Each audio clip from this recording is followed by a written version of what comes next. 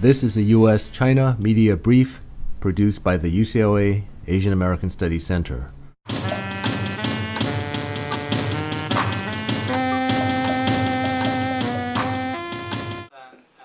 Qinghua from Beijing, and to talk about their work at the grassroots level on the building of a civil society. And also, I'm very happy today and to have two guests from the LA community, Mr.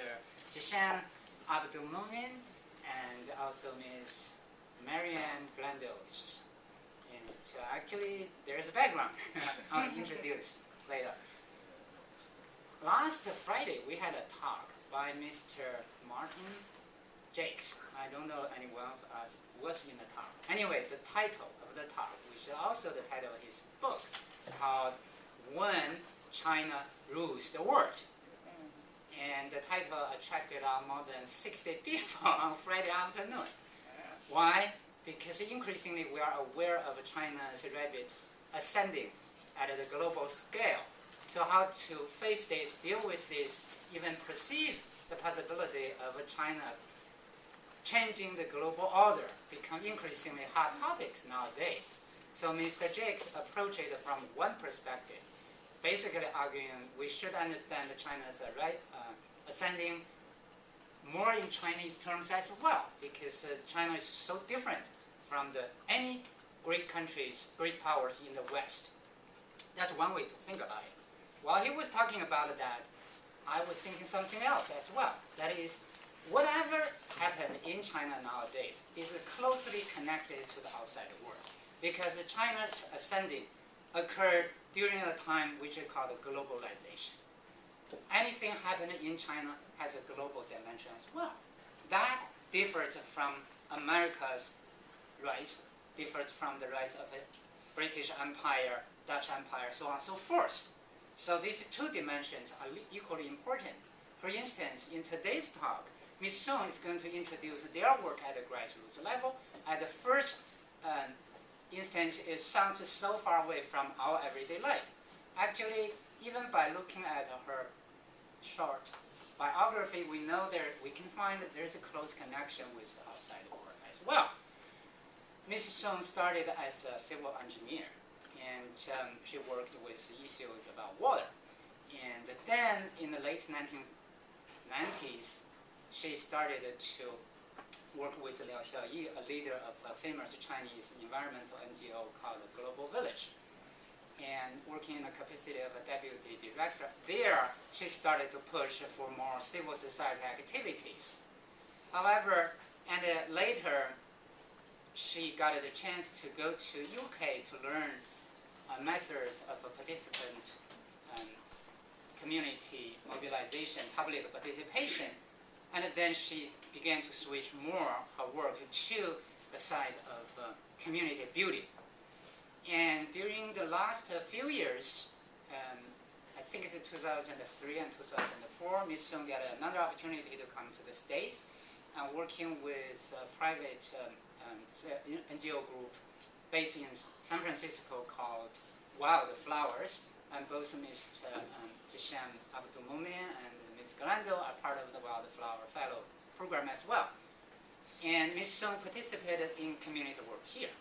And she spent 50 days or 60 days learning how the Americans do their community building work, and learn all these models, concepts, even like identity politics, empowerment, building community from inside out, so on and so forth, which she constantly pushing called the Wildflowers paradigm. And then she moved on to go to South Africa, participating in some activities there to learn new models as well.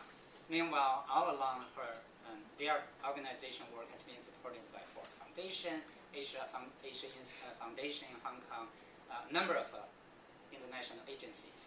So all these give this global dimension. And yet, what distinguishes their work in her organization particularly is they were able to build a gap. The gap is based on our perception of the opposition between society and the state.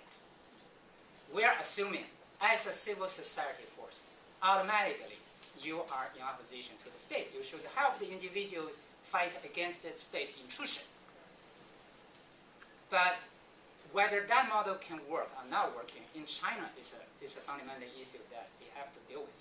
So over the years, they managed to find a way and to build a different model to work in China. That's why before she came here, we basically made up a title called Civil Society with Chinese Characteristics.